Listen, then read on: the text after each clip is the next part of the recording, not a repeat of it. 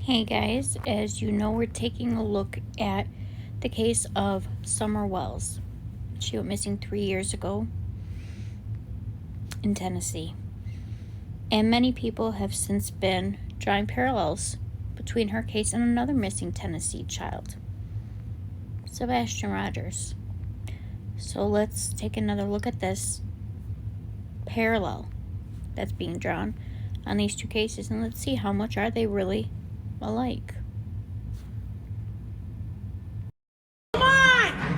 Several protesters yelled at the parents of Summer Wells as they worked on a home in the Edenburg Park community of Kingsport. It's scary.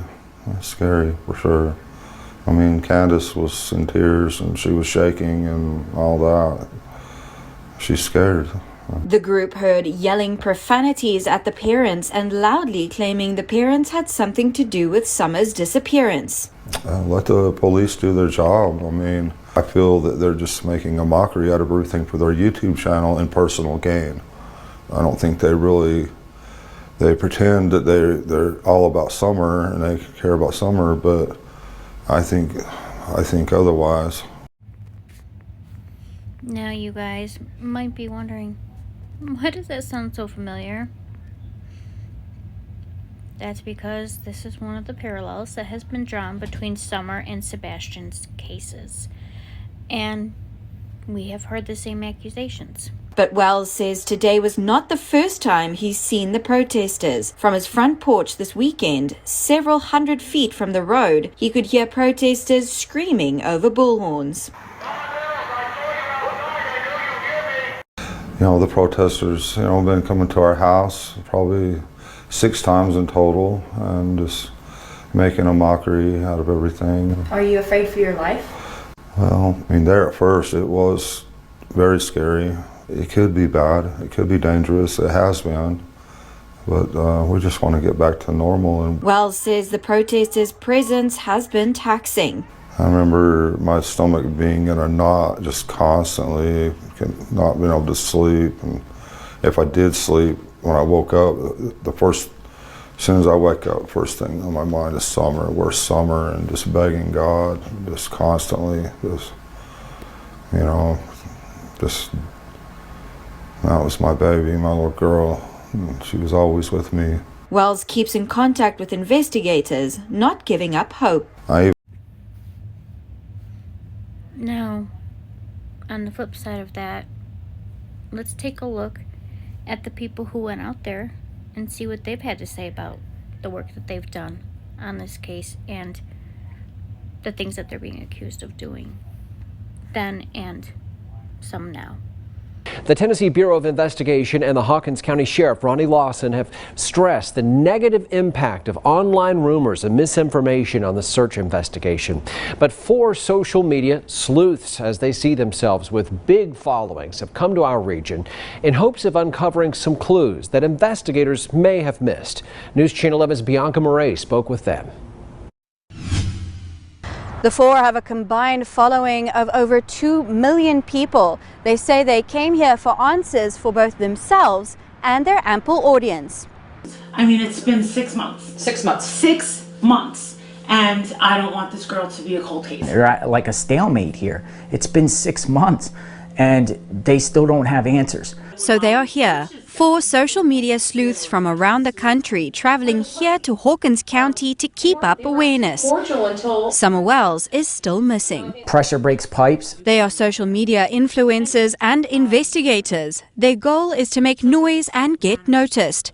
They say it brings attention to victims, but criticism to their tactics. And any leverage I can use, whether I like what's coming out of my mouth, if it's leverage that I can pull people in, I will use it. It's just creepy. Olivia Vital has 1.2 million followers on TikTok. It means that we can reach a large audience and bring exposure and spotlight to these cases. It really is about spotlight and bringing awareness, and with my account I'm able to do that. They met while each individually covered the Gabby Petito murder investigation that gained national attention. Now, for those of you who don't remember, Gabby Petito went missing, captured the heart of so many people worldwide, and it's a case that has touched millions. But where does this come into play with what we're talking about? Well, they themselves in the interview talk about meeting and hooking up to work together in the Gabby Petito case. So let's see how that looked like. How were they on Gabby's case? How were they on a case that was totally different? You do not want the road that you are headed down. It's going to take you away from your own children with this kind of criminal activity. Great cloud over your head for the rest of your life. It's not going to go easy on you and your family for enabling a murderer to escape.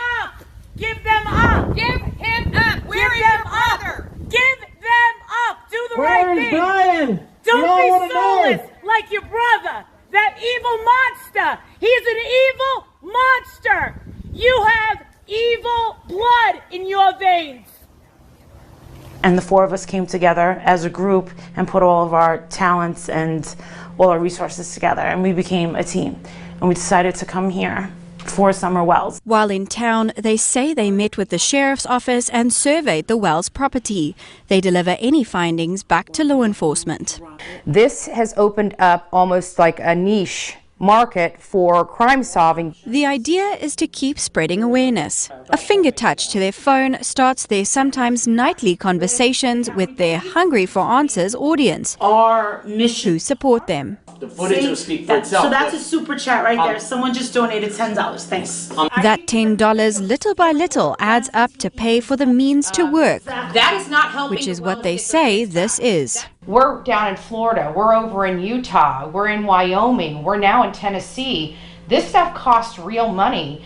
And, this is a full-time job. And the only way we could afford to do something like this is by providing a service to the viewers, providing information they're getting no place else. Those viewers trust what they pay for, and the reward for them is hope.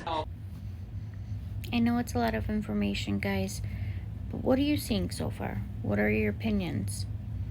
Are content creators pushing the envelope? Are they going too far? How far is too far? Or are they concerned citizens? Are they citizens that are demanding that children stop being harmed? We can compare. It's not about my opinion. The goal is to help the cases. And that's what I hope we can continue to do. So guys, we've gone from Summer to Gabby, back to Summer, and next we'll be taking a look at Sebastian and the element in question of, is the envelope being pushed too far? If so, why? And when did it start? And why are these cases so different than all the others?